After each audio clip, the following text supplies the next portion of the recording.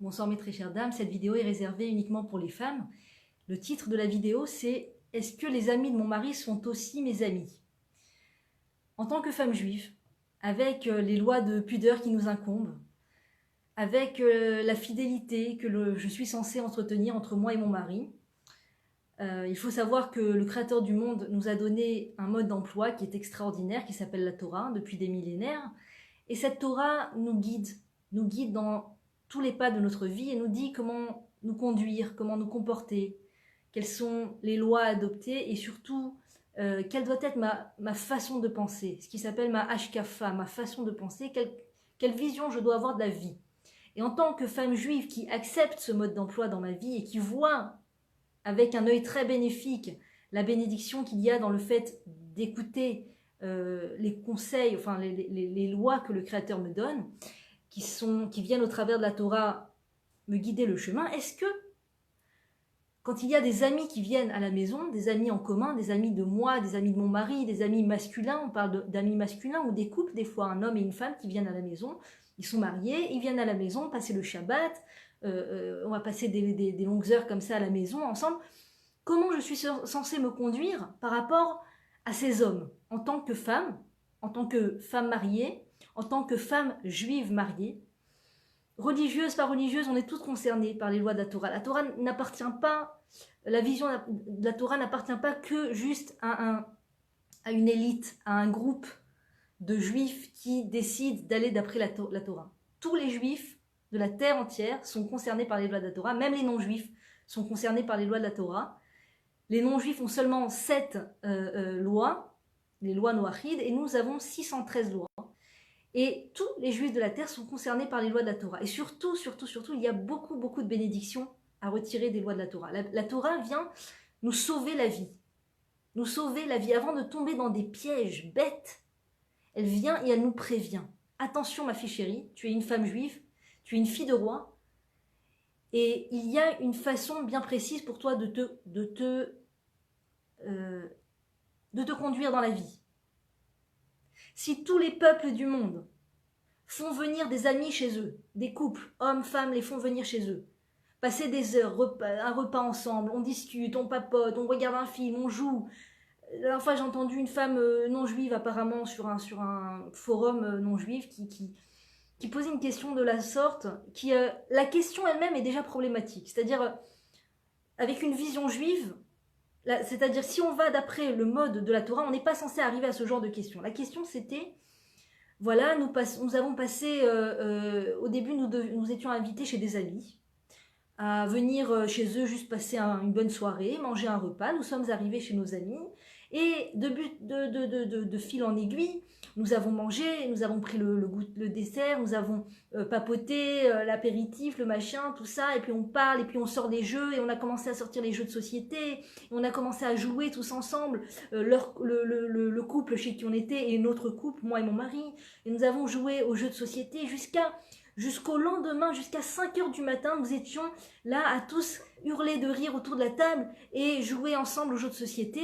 Et donc la question c'était, est-ce que vous pensez qu'il était normal qu'on reste là pour les aider à ranger un petit peu la maison qui était devenue dans un état un peu sale? Est-ce qu'on aurait dû les aider et donner un coup de pouce pour aider à ranger la maison? Donc cette façon de vivre là, cette façon de chercher le divertissement les uns chez les autres, d'aller chez les autres pour chercher le divertissement. On va passer un bon moment ensemble, couple avec couple, famille avec famille. On va ensemble.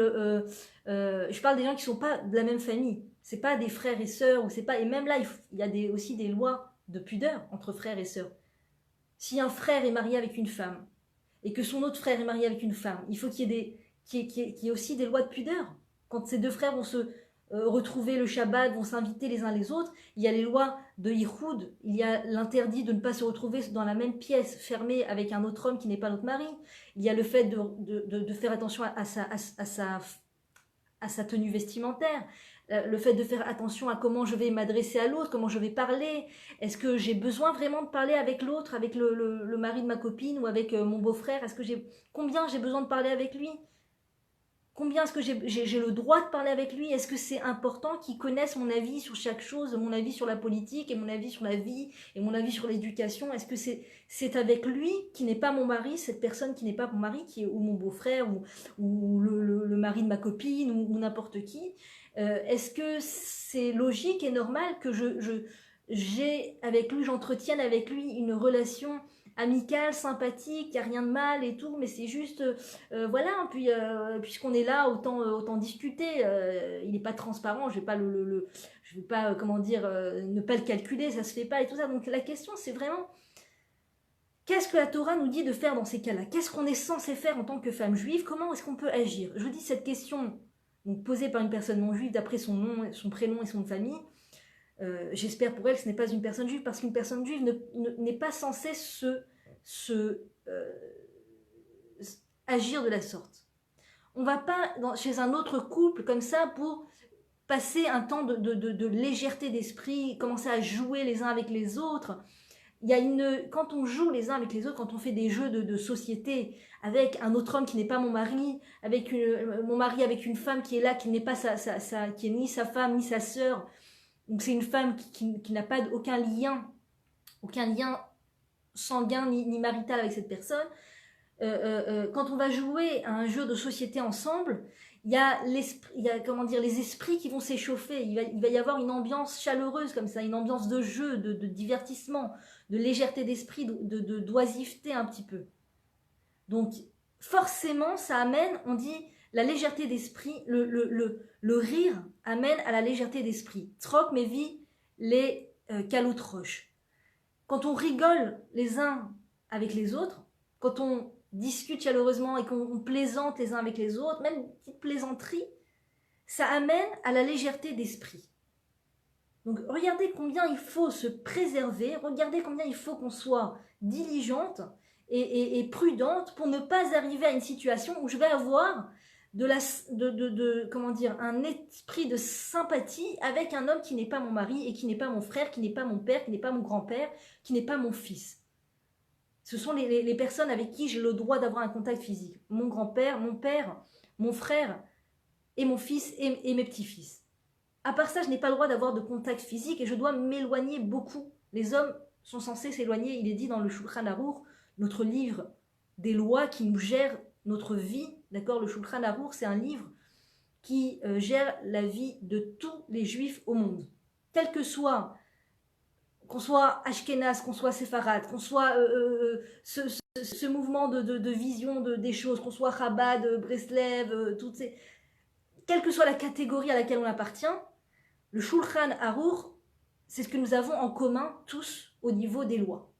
Le Shulchan Arour nous dit, tu t'éloigneras beaucoup, beaucoup, beaucoup des femmes en s'adressant aux hommes. Pareil pour les hommes, pareil pour les femmes. Les femmes doivent rendre ce service aux hommes, de s'éloigner beaucoup, beaucoup, beaucoup des hommes lorsque ce n'est pas notre mari. Donc on m'a posé une question dernièrement, on m'a dit, qu'est-ce que tu en penses, voilà. Au début c'était un couple d'amis qui venaient à la maison, on passait des heures le Shabbat comme ça, à manger, tout ça, à rigoler, bon, et maintenant ils se sont séparés malheureusement, il n'y a que le mari qui continue de venir à la maison, la femme elle vient plus, il n'y a que le mari qui vient, donc voilà, moi je parle un peu aussi avec le mari, on échange nos idées, on échange nos visions sur la vie, je lui dis ce que je pense par rapport à ces situations et tout. Est-ce que c'est permis? Est-ce que c'est permis? Et donc il faut faire très attention à ce genre de discussion. Je n'ai rien à apporter à un homme qui n'est pas mon mari. Un homme qui n'est pas mon mari n'a rien à m'apporter. Toutes les discussions que je vais avoir avec une personne qui n'est pas mon mari sont vaines, ne servent à rien et sont dangereuses. Dangereuses. Ça ouvre des portes qui n'ont pas besoin d'être ouvertes. De la même manière que je n'ai pas envie maintenant qu'il y ait une femme qui vienne et qui sympathise avec mon mari et qui, toute femme saine, toute femme en bonne santé, toute femme un minimum sensible, toute femme qui est attachée à son mari, ne désire pas, si tu lui demandes le rêve qu'elle a dans le cœur, la dernière chose qu'elle désire, c'est qu'une femme vienne et papote avec son mari et soit dans l'amitié avec son mari, et entretienne une amitié avec son mari. D'accord? Même s'il parle d'amitié, voilà, c'est que de l'amitié, c'est une amie d'enfance, et voilà, je l'ai connue depuis qu'elle est petite, et justement, parce que c'est une amie d'enfance, c'est encore pire. Amie d'enfance ou pas amie d'enfance, il n'y a pas d'amitié. Il n'y a pas d'amitié qui tient entre un homme et une femme qui ne sont pas mariés. Parce que un homme et une femme, c'est comme un pôle positif et un pôle négatif. Il y a toujours quelque chose qui passe, toujours. Hormis ces catégories que je vous ai citées, dont on a le droit de se toucher, on a le droit de se faire la bise avec le papa, le grand-père, il n'y a pas ce problème. Mais avec tout un chacun, un cousin, un oncle, le voisin, le vendeur du supermarché, les amis qui viennent à la maison, tous les hommes au monde et toutes les femmes au monde, c'est des pôles positifs et des pôles négatifs. Et il y a toujours une électricité qui passe entre les deux. Toujours. Toujours, toujours. Et la Torah vient mettre l'accent dessus très très fortement, vient mettre les points sur les i fortement et vient nous rappeler à l'ordre. Une femme juive doit faire très attention à sa pudeur vestimentaire et sa façon avec qui elle va parler, quelle discussion elle va avoir, avec quelle personne. C'est une faute quand une femme pense qu'elle peut aller ouvrir son cœur, épancher son cœur, dire ses pensées, même si elle dit regarde moi avec mon mari on a un couple très sain, on s'aime beaucoup, on a vraiment une relation très fidèle, il n'y a aucun problème, mais je vois pas le mal à parler avec d'autres hommes, je vois pas le mal à discuter, voilà, je suis habillée pudiquement, je vois pas le mal à discuter avec un autre homme, c'est pas des discussions qui sont impudiques, c'est des discussions normatives et tout, c'est dangereux, c'est très grave, il faut sonner la sonnette d'alarme. Parce que après, on ne se rend pas compte, ça va très vite. Ça va très vite. Une femme, quand elle est avec son mari, elle ne doit être concentrée que sur son mari. On doit avoir une force de concentration. En tant que personne juive, quand on prie, on doit être entièrement dans la prière. On doit essayer, s'efforcer. D'accord ? Si on n'y arrive pas, on n'y arrive pas, mais s'efforcer. En tout cas, faire l'effort de n'être que dans la prière, autant qu'on le peut. D'ailleurs, nous dit le Rav Arush, si tu te rends compte que tu as prié tout d'un coup, tu te rends compte qu'il y a plein de passages où tu ne t'es pas concentré, ne pleure pas sur ces passages, ne t'attriste pas sur ces passages, prends ce que tu peux prendre. Les passages qui te restent, essaye de te concentrer. Quand tu viens de réaliser que tu t'es pas concentré sur les passages d'avant, eh bien, sur les passages qui restent, concentre-toi. Quand une femme est avec son mari, quand elle discute avec son mari, quand elle est avec son mari, elle ne doit penser qu'à son mari. Elle doit concentrer ses pensées et ses forces. Et d'ailleurs, je suis persuadée que si on arrive à le faire dans la prière, eh bien, ça va découler dans tous les niveaux de notre vie. Quand on arrive à prier avec concentration le matin ou le midi ou le soir, la Hamida, et qu'on arrive à le faire avec concentration, je suis persuadée, je me le dis pour me motiver à m'efforcer de me concentrer. Mais je suis persuadée que la concentration dans la tfila, dans la prière, amène la concentration à tous les niveaux de la vie. Quand on est avec le mari, quand on est avec les enfants, etc. Je suis persuadée. Maintenant, donc quand on est avec le mari, on doit se concentrer, ce qui s'appelle mikoud. Koach à mikoud, se concentrer. La force de la concentration. Zegvura, c'est la force, c'est le courage et la force qu'il y a en la personne qui va l'aider à se concentrer sur une seule chose. Donc, quand elle est avec son mari, on lui dit tu dois être qu'avec ton mari, tu ne dois penser qu'avec ton mari. Quand on fait rentrer mille et une choses dans la tête, la femme elle a les pensées très associatives et l'homme aussi. Les êtres humains ont les pensées très associatives. Il suffit de parler avec un autre homme, d'observer son visage, de regarder d'observer sa façon de parler, de regarder sa façon de s'habiller, de sentir son parfum, de s'intéresser à sa vie, d'écouter les détails de sa vie, etc. Un homme qui n'est pas notre mari. Pour après que ces idées se marquent dans notre tête, et au cours de la journée, et le lendemain, elle revient dans notre tête, et on y repense. On y repense, c'est pas méchant, c'est pas mauvais. La femme ne le fait pas par méchanceté. Elle ne le fait pas par exprès pour embêter son mari. Mais c'est des choses qui marquent. Quand une femme va se mettre à discuter avec un homme, ça va la marquer. Ces mots que cet homme va prononcer, ça va la marquer. Et elle va y repenser. Et là, c'est une faute. Quand une femme est avec son mari et qu'elle pense à quelqu'un d'autre, à quelque chose d'autre, à quelqu'un d'autre, même pas forcément un autre homme, ça peut être à force d'être sur WhatsApp, par exemple, de répondre aux gens, de voir des messages des gens, ça crée une maladie qui s'appelle Pizour Hanefesh. L'esprit qui vagabonde dans tous les sens. Donc pour un peu que je reçois beaucoup de messages, il suffit d'être sur WhatsApp pour recevoir beaucoup de messages, d'accord? Mais si tu connais personne, tu vas sur WhatsApp, tu reçois 1 milliard de messages. C'est comme ça, tous les groupes, toutes les pubs, les machins, toutes les minutes, il y a des messages. Encore, minute, je suis gentil. Donc c'est des choses qui rentrent dans la tête, et après on a l'esprit dispersé. Et donc du coup, quand on est censé se retrouver concentré avec son mari, concentré avec ses enfants, on a l'esprit qui vagabonde dans tous les sens. La prière, je n'en parle même pas. C'est évident que quand tu viens de regarder passer un moment sur WhatsApp, sur les réseaux sociaux, sur ton smartphone, voilà, tu as parlé avec quelqu'un d'autre, tout ça, tu vas prier, c'est un exercice extrêmement difficile de se concentrer. Et donc, là, il y a la faute qui s'appelle Pizour Hanefesh, ça veut dire l'esprit qui s'éparpille. Mais il y a une faute encore plus grave, c'est le manque de fidélité. Choser Nehemanout. Le manque de fidélité envers l'homme que Hachem m'a donné. De la même manière qu'Hachem m'a donné un emplacement pour habiter. Il m'a donné une maison pour habiter dans cette maison. Je ne dis pas qu'on peut pas espérer parfois évoluer. Bien sûr que si on habite en dehors d'Israël, on doit espérer de tout son cœur et de tout son être vouloir habiter en Israël. Une fois en Israël, Dieu nous donne une maison, Dieu nous donne une adresse. Je suis dans cette maison, je suis dans cette adresse. C'est là que j'habite. Si chaque microseconde, je me dis dommage que je ne suis pas à Tel Aviv, et dommage que je ne suis pas à Shiloh, et dommage que je ne suis pas à Jérusalem, dommage que je ne suis pas à Natania, et dommage que je ne suis pas là, et dommage que je ne suis pas là, je ne suis pas concentrée là où je suis censée être. Si une fois dans l'année, avec mon mari, on a une discussion sur le fait de déménager, et on est d'accord ensemble, et on va... Ok, c'est une chose. Mais si c'est pas du tout quelque chose qui est dans les prévisions avec le mari, qui n'est pas en accord avec le mari, juste je m'imagine vivre ailleurs. Je m'imagine vivre dans une plus grande maison. Je m'imagine vivre dans une maison près de la mer. Je m'imagine ailleurs. Donc là où je suis, je ne suis pas contente. Donc c'est un manque de foi en le présent que Hachem me donne, en le cadeau que Hachem me donne comme demeure, comme maison. Et bien c'est pareil pour le mari. Et avec le mari, c'est encore plus grave. Parce qu'il y a une pritsout. Quand Dieu me donne un mari, Dieu m'a donné ce mari. Concernant le mari, c'est encore plus clair que la maison.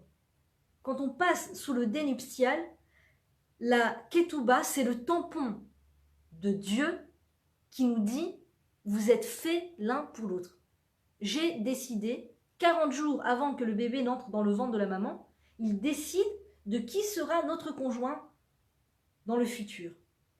Et quand on passe sous le dénuptial avec cette personne, c'est cette personne avec qui on est censé être. C'est cette personne avec qui on est censé vivre. C'est vers cette personne que toutes nos pensées sont censées aller. Notre inquiétude de savoir comment il va. Notre volonté de vouloir faire mieux pour lui. Notre volonté de vouloir améliorer ses traits de caractère pour lui. Notre volonté de l'aimer encore plus. Tous nos sentiments d'amour doivent aller vers lui. C'est vers lui que l'on doit, et vers nos enfants aussi, que l'on doit, utiliser ces forces de vie que Dieu nous a données, ces forces d'amour, ces forces d'émotion, et ces forces de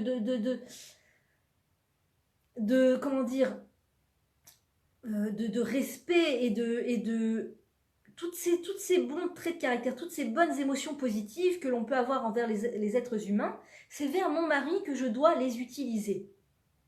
Dieu m'a donné un mari, Dieu m'a donné la vie et m'a donné des forces d'amour et d'inquiétude pour l'autre, de compassion pour l'autre, c'est vers mon mari que ça doit aller. Quand je le fais aller vers tout un chacun, vers 1 milliard de personnes, d'accord ? Oh ma chérie, oh mon amour, oh ma petite chérie, oh t'es trop drôle, ah je t'adore, lol lol lol, tu me fais rigoler, oh mort de rire, NDR, toute la journée en train de parler avec des gens. Toutes ces émotions positives que j'ai, je les dispense à tout un chacun, ça peut être même les personnes les plus gentilles de la Terre. Mais c'est des gens avec qui je ne suis pas mariée et donc je ne suis pas censée construire ma maison avec eux. Eh bien, ce sont des énergies perdues. Et quand ça va vers un autre homme que mon mari, là c'est encore plus, c'est carrément très grave. Quand mes pensées, mes émotions que Dieu préserve. J'en arrive carrément à communiquer par SMS, par WhatsApp, par Internet, avec un autre homme que mon mari. C'est vraiment un manque de reconnaissance envers ce cadeau qu'Hachem m'a fait, qui est mon mari. Un manque de foi en le Créateur, qu'il est le Mashiach, ça veut dire il est celui qui a donné son accord, son tampon, pour que ce couple soit marié et ce couple fonctionne. C'est-à-dire je ne vois pas Dieu dans l'image. Ok Dieu, tu m'as donné un mari, mais excuse-moi, je pense que j'ai plus de recul que toi. Excuse-moi, je pense que je me connais mieux que toi. Donc je connais vraiment quelles sont mes volontés dans la vie et quelles sont mes envies. Donc je suis mieux placée que toi. C'est un mensonge. C'est faux, c'est de l'orgueil. C'est beaucoup d'orgueil de croire qu'on est mieux placé que Dieu pour savoir mieux ce qui est bon pour nous. Dieu nous connaît mieux que nous-mêmes, nous ne nous connaissions. Quand Dieu nous envoie des choses dans la vie, même des choses difficiles, c'est mieux pour moi, bien mieux pour moi que ce que moi j'aurais imaginé pour moi-même.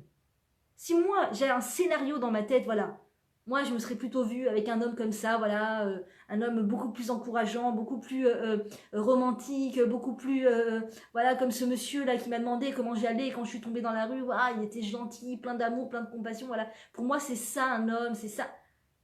Si Hachem il nous a mis avec un autre mari, avec quelqu'un, avec cette personne-là, c'est que c'est avec cette personne-là que je suis censée développer ma vie, construire ma vie, construire ce qui s'appelle Baït Ne'eman Be-Israël, une maison fidèle juive, une maison juive digne de ce nom. Et quand je pense à quelqu'un d'autre, quand j'ouvre une porte, quand j'ouvre une fenêtre, qui ne doit pas être ouverte. Même si c'était même pas ma volonté. C'est pas du tout l'idée que j'avais en tête. Voilà, je lui ai demandé comment il allait parce que voilà, le pauvre et tout, voilà, il m'a demandé s'il pouvait me raccompagner. J'étais seule dans la rue, je lui ai dit oui, vas-y, viens, on marche un peu ensemble. Et puis c'est là qu'il m'a ouvert son cœur. Il m'a dit que ça allait pas avec sa femme. Et là, bon, je lui ai dit mes problèmes aussi avec mon mari parce qu'on a tous des problèmes. Et là, on s'est sentis vraiment tous les deux très solidaires l'un de l'autre. Hachem Yirachem. Hachem Ishmor, c'est des fenêtres qu'on ne doit pas ouvrir, c'est des fenêtres qu'on doit fermer dès le départ. Hachem il nous teste, il veut voir si on est fidèle, il veut voir si on est, combien on a foi en lui, combien elle est grande ma émouna en lui, combien est-ce que j'ai confiance que si Dieu m'a donné ce mari, c'est pas maintenant en papotant avec un autre homme que ça va arranger ma situation,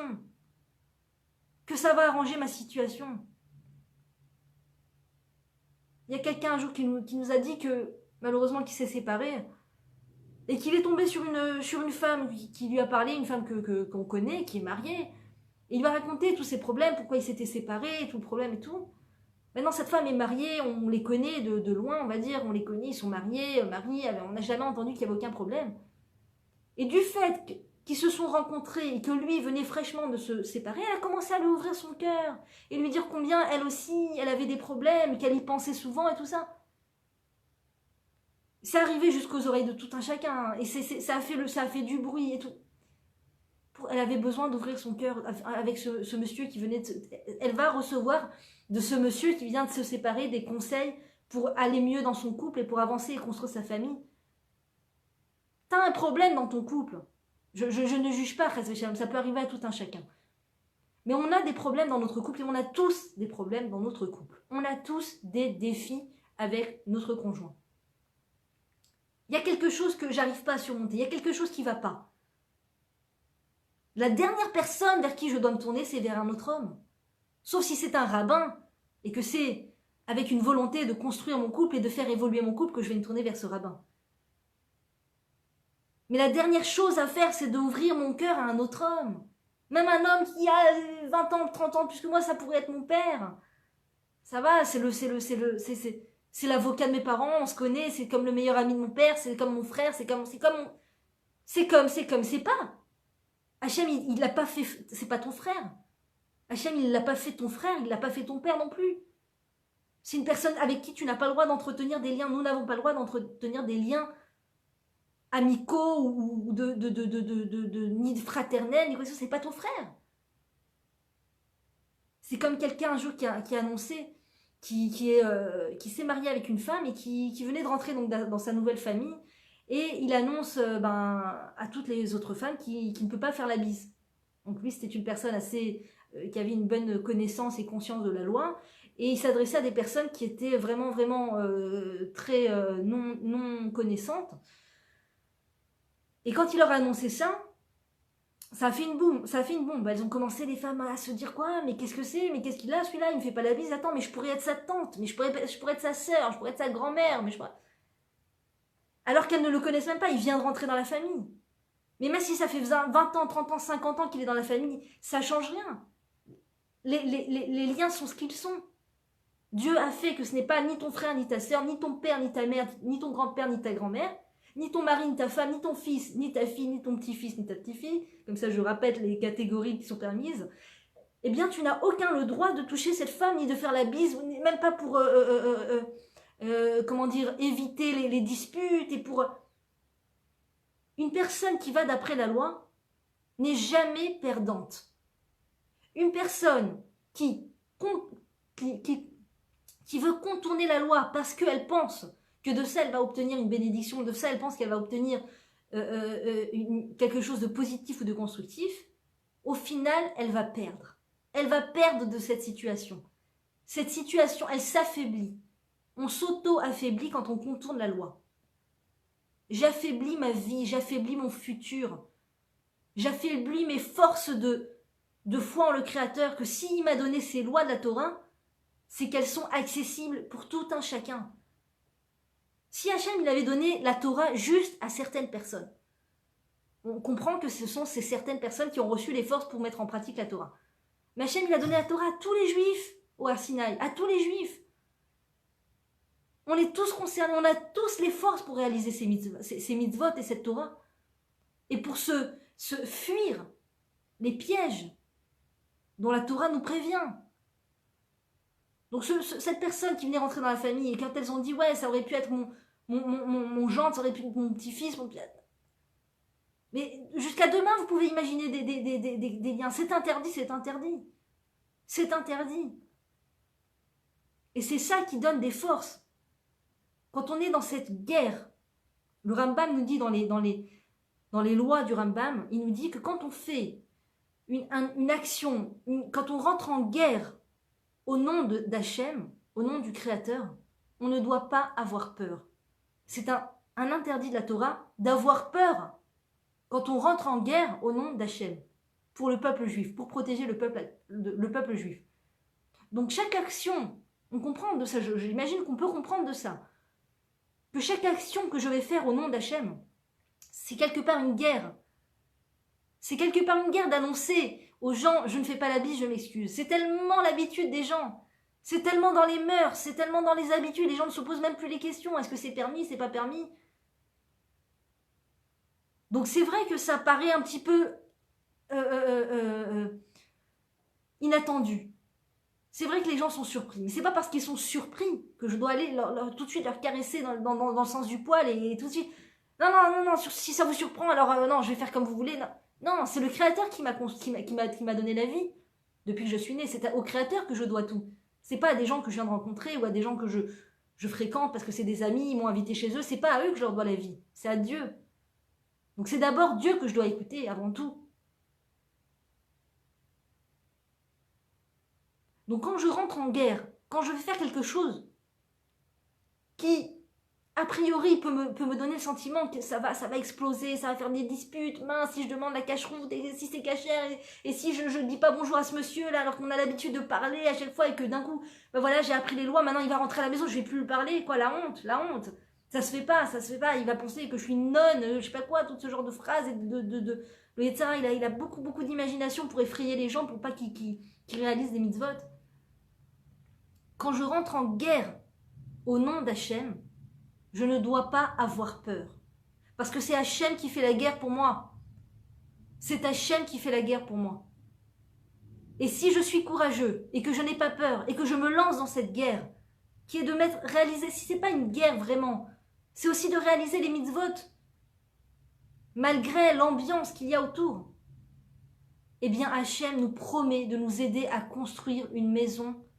Le Rambam nous dit que Hachem nous promet de nous protéger à l'avenir, tout l'avenir sera protégé et qu'on pourra construire une maison digne de ce nom, avec des enfants dignes de ce nom et des générations dignes du Ham Israël, du Ham Hachem, du peuple d'Hachem. Donc on ne doit pas avoir peur, on ne doit pas avoir peur d'affirmer haut et clair les lois et les règles. Au contraire, vous savez, les gens, ils ont l'air surpris au début.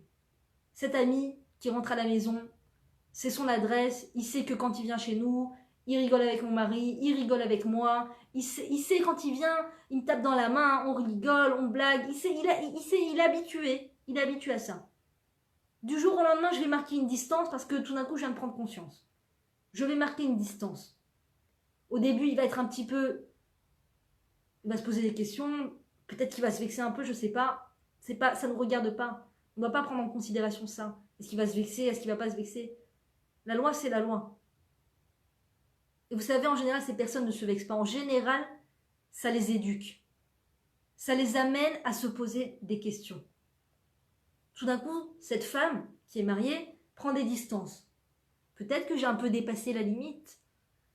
Peut-être que chaque fois que je vais chez eux, voilà, je m'installe sur le fauteuil avec elle, on parle, on discute, amitié et tout ça, ça ouvre des portes.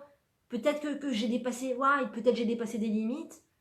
Et peut-être que aussi, au niveau de mon couple, on se serait peut-être pas séparés si ma femme s'était mise les mêmes limites et que moi-même je m'étais mis les mêmes limites. Ça éduque le monde. Quand une personne prend sur elle, est courageuse et qu'elle prend sur elle de changer son mode de vie, d'être pudique dans sa façon vestimentaire et dans sa façon d'agir avec les gens, et qu'elle met les barrières qu'elle est censée mettre, ça n'apporte que de la bracha dans le monde, que de la bénédiction dans le monde. On dit que toute la bénédiction d'une maison, ça passe par la femme et ça passe par son niveau de pudeur. Plus la femme est pudique, plus la bénédiction, elle ouvre elle ouvre le tuyau de la bénédiction dans la maison. Des fois, il y a des problèmes, d'accord? Il y a des problèmes qui viennent en amont, et il y a le petit qui revient de l'école, et la maîtresse, elle n'est pas contente, et on a une somme d'argent bloquée à la banque, et on a des fuites dans la maison, et toutes ces choses-là, qui sont des choses à régler a priori, il faut que je règle ça, et il y a ça, toutes ces choses-là, ce sont des choses que Hachem, il n'attend pas de nous qu'on les règle frontalement, d'accord? Ok, maintenant je répare le tuyau de douche, ok, maintenant je m'occupe de débloquer la somme d'argent, ok, maintenant... Il y a d'abord, avant de s'en occuper techniquement, il faut d'abord avoir tout ce qui arrive dans la vie, avoir un moment de réflexion, pourquoi est-ce que le Créateur m'envoie cette chose-là? Qu'est-ce qu'Hachem, c'est des mails d'Hachem, des lettres qu'Hachem m'envoie pour nous réveiller. Et parfois, je dis pas parfois, c'est sûr, quand on a trouvé la raison pour laquelle on a fait ce qui s'appelle, dans le Chovot Alevavot, on nous dit ou pishpashtam bemaasav, ou pishpesh bemaasav. Quelqu'un à qui il arrive des issourim, à qui il arrive des épreuves dans la vie, il doit faire une introspection. D'accord? Ça arrive à tout le monde. À tout le monde. On a tous des épreuves. On nous parle dans la Gemara même qu'une épreuve, c'est même de mettre sa main dans la poche pour en sortir 10 shekels et à la place de sortir 10 agourotes. Même ça, c'est une épreuve. On nous dit aussi que tu t'habilles, tu mets tes vêtements et tu les as mis, tu te rends compte que tu les as mis à l'envers, il faut que tu les retires pour les remettre à l'endroit. Ça aussi, c'est une épreuve. C'est des petites choses. Mais ça aussi, c'est des lettres d'Hachem. Donc ça ne doit pas nous rendre trop inactifs et là en train d'observer dans la journée, il faut être actif, il faut faire ce qu'il y a à faire et tout. Et quand il y a un défi qui revient, une épreuve qui revient, qui me turlupine l'esprit, qui me prend la tête, que j'aimerais vraiment que ça se règle ce problème, eh bien c'est l'occasion de faire une introspection, de se dire, ok, qu'est-ce que Hachem il attend de moi? Et quand on répare la chose, quand on a touché la chose du doigt, et qu'on la répare, ou qu'on parle avec Hachem, ok Hachem j'ai compris c'est quoi, et qu'on fait un acte symbolique de réparation, ok j'ai compris, ok, mes enfants ils se disputent et tout ça, peut-être il faut que j'apprenne à mieux, quand je m'adresse à mon mari devant les enfants, avec plus de respect. Peut-être qu'il faut que j'augmente le respect par rapport à mon mari, devant les autres. même en privé, mais d'abord déjà, premier soin de secours, c'est déjà devant les enfants. Je sais pas, il y a toutes sortes de choses, il peut arriver des choses, il peut arriver des choses. Par exemple, quand on perd un petit ongle, voilà, moi, ma fille s'est écorché un ongle. D'accord, la porte s'est ouverte sur son pied, la pauvre chérie, et elle a l'ongle qui s'est complètement retiré. Et quand je n'arrive pas à trouver la raison pour laquelle les choses m'arrivent, alors des fois je pose la question au Rav. Mais ça, je ne savais même pas comment l'expliquer. Je ne savais même pas comment expliquer Est-ce qu'il fallait que je parle de l'ongle qui s'est retiré? Est-ce qu'il fallait que je parle que le pied s'est coincé dans la porte? Je ne savais pas. C'était resté en suspens. Et je m'en étais pas trop occupée. Et dernièrement, j'ai lu dans une bande dessinée des enfants qui amènent avec un regard de chassidoute, c'est-à-dire sur la vie, et un exemple très très beau par rapport à l'ongle. Qu'est-ce que ça représente, l'ongle dans le corps?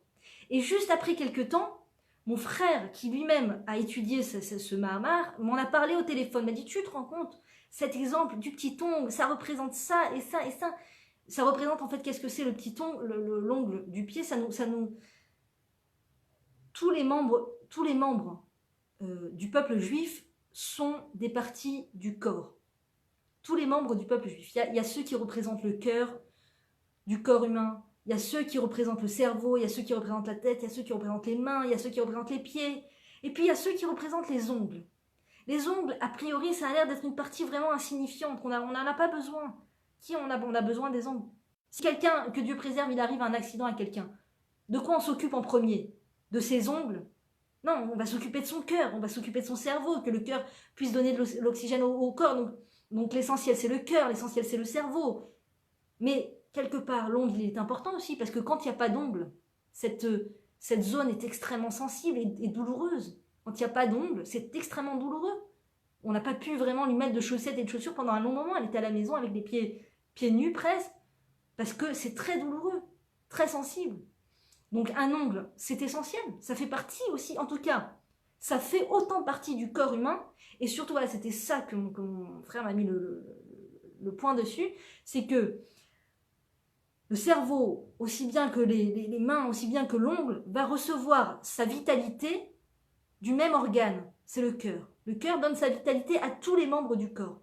Et de la même manière, Hachem, il donne la vitalité à tous les membres du peuple juif. À tous les membres du peuple juif, aux grands tzaddik, aux grands talmid racham, comme une personne qui a l'air extérieurement, on ne peut même pas juger parce qu'on ne sait même pas ce que la personne a dans le cœur. On ne sait même pas ce qu'elle a dans le cœur. Si ça se trouve au niveau de son cœur, elle est bien supérieure à moi-même, parce qu'elle a une bonté à laquelle je n'arrive même pas à la cheville. Donc, même une personne qui extérieurement a l'air très non connaissante de la loi, éloignée, qui a l'air a priori de même pas être un membre très important. C'est vrai, c'est un membre du peuple juif, mais il n'est pas très important parce que ça. Eh bien, on reçoit tous notre vitalité du Créateur. Donc, cet ongle écorché venait me donner une leçon pour m'apprendre que avoir tout un chacun avec humilité et avoir qu'on est tous aussi importants au niveau d'Hachem, c'est un travail vraiment de réflexion. Tout ça pour dire que tout ce qui nous arrive dans la vie, une somme d'argent bloquée à la banque. J'ai entendu des histoires comme ça, des gens ils ont voulu faire passer de l'argent en Israël et l'argent il a été bloqué à la banque. Et qu'est-ce qu'ils font? Alors il y a des gens ils font passer des sommes d'argent et ça passe très bien. Et puis il y en a qui font passer des sommes d'argent et ça bloque. C'est pas parce que la somme d'argent a été bloquée qu'il faut maintenant commencer à comment dire, mettre sur le banc des accusés la terre d'Israël, et les banques en Israël, et les banquiers israéliens, et les Israéliens, et tout ça. Sinon, ça veut dire qu'on fait sortir complètement Dieu du tableau. C'est la main d'Hachem. Tout, c'est la main d'Hachem. Tout. Une somme d'argent bloquée à la banque, c'est la main d'Hachem. Et quand je répare la chose à sa racine, c'est quoi sa racine? C'est sa racine spirituelle. Je fais un travail de prise de conscience. Je ne sais pas c'est quoi une somme d'argent bloquée à la banque. Demandez à un rave, qu'est-ce que ça peut être comme remise en question? Qu'est-ce que ça peut venir apprendre à la personne? L'honnêteté, je ne sais pas. Mais on a tous des choses à réparer. Tous. Ça ne veut pas dire qu'on est des mauvaises personnes. Ça veut dire qu'on est tout simplement tous venus sur Terre pour réparer des choses. à part les tzadikim, les gens qui sont d'un niveau très très très élevé, on est tous, et qui sont venus donc pour nous éclairer, pour nous aider à réparer ce qu'on a à réparer, on est tous venus pour réparer des choses sur Terre. Tous. Donc il n'y a rien de c'est pas que quand il m'arrive quelque chose, le fait que je dois penser qu'est-ce que je dois réparer, ça me rabaisse, ou ça veut dire que je suis quelqu'un de mauvaise, ou pas du tout, pas du tout. Ça veut juste dire que Hachem m'aime et qui me laisse pas tomber, et qui m'envoie des éclairages pour me ramener sur la bonne, sur le bon chemin, pour m'aider à m'améliorer tout simplement. Jusqu'à 120 ans, jusqu'à l'infini, qu'on soit tous en vie à l'infini. Mais on a jusqu'à l'infini, tant qu'on est en vie, on a des choses à réparer. Tant que la lumière est allumée, on peut réparer. Et c'est la raison pour laquelle la lumière est allumée, c'est pour réparer justement. La lumière, c'est-à-dire l'âme, tant que l'âme est vivante, tant que je reçois mon âme, Baruch Hashem, tous les matins, Toda Lael, ça veut dire qu'il y a des choses à réparer.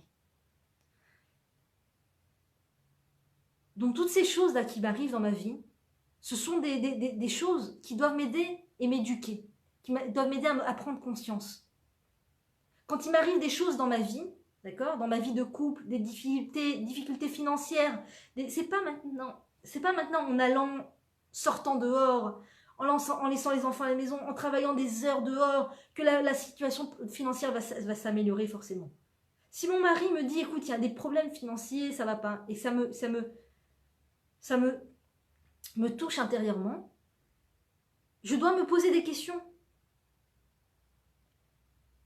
Le tuyau de la bénédiction dans la famille, c'est la pudeur de la femme. Mon mari me parle de problèmes financiers. Si maintenant je vais prendre le problème frontalement et problème financier, je sors travailler. Problème financier, ok, j'ouvre ma boîte, ma société, voilà, il faut que je sauve la solution parce que là, minus, mon mari, il s'en sort pas du tout. Ça, c'est ce qui s'appelle régler le problème frontalement, c'est-à-dire je fais sortir complètement Dieu de l'image.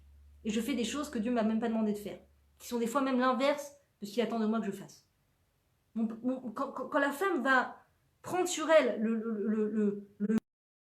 il faut savoir que ça touche l'orgueil et l'amour-propre et la dignité de l'homme.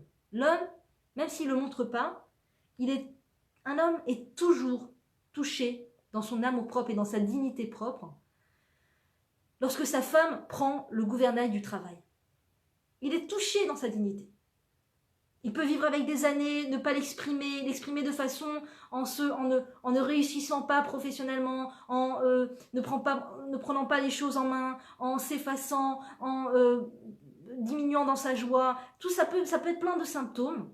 Mais quand la femme prend sur elle le travail, prend sur elle le joug de la financier, sauf si c'est un cas où l'homme doit aller à un potentiel d'étude de la Torah important et qu'il arrive à étudier la Torah du matin au soir, et dans ces cas-là, la femme, elle va faire une grande mitzvah de travailler pour lui permettre d'étudier, mais ce n'est pas le cas de tout le monde. Et même dans ce cas-là, la femme ne doit pas se porter responsable de la subsistance. Même quand c'est l'homme qui va étudier et la femme qui va travailler pour lui permettre d'étudier la Torah, le titre de la maison doit être l'homme. Mon mari est responsable de la parnassa. Mon mari est responsable des revenus financiers. Je l'aide, je lui permets de réaliser cette grande mitzvah, mais c'est lui qui est responsable, c'est lui qui gère. C'est lui qui nous dit qu'est-ce qu'on peut faire, qu'est-ce qu'on peut pas faire. Même si c'est la femme qui est dans les comptes qui va faire, mais c'est l'homme. L'argent de la femme n'est pas une bracha. N'est pas une bracha. Donc quand la femme, elle va faire les choses frontalement, ouais, je vais travailler de mon côté parce qu'on ne s'en sort pas financièrement, parce que ça... c'est pas forcément l'introspection que Dieu attend d'elle. Parfois, il suffit de se renforcer et que Dieu nous aide, Bémet, c'est pas facile, je le dis, c'est pas simple.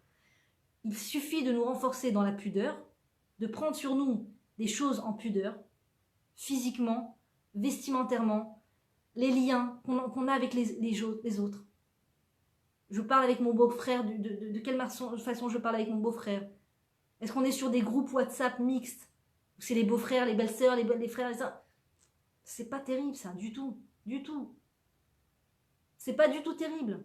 Parce que le beau-frère, il est au courant de ce que la belle-sœur, elle a fait aujourd'hui, et qui a fait cette recette, regardez mon gâteau, et le cousin il a vu, et la femme elle a pas fait le même gâteau, et ça fait des jalousies, et ça fait des... Ah, elle est meilleure que ma femme, et ça fait beaucoup comment dire, euh, de comparaisons, beaucoup de comparaisons malheureusement,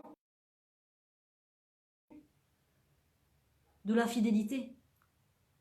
Quand je commence à comparer ma femme avec cette femme avec cette belle-sœur qui a fait un super gâteau et qui l'a écrit sur WhatsApp, quand je commence à comparer mon mari avec ce beau-frère qui a fait qui a offert un bouquet de fleurs incroyable à sa femme, il nous a envoyé les photos sur WhatsApp, quand je commence à rentrer dans la comparaison, c'est le début de l'infidélité quelque part.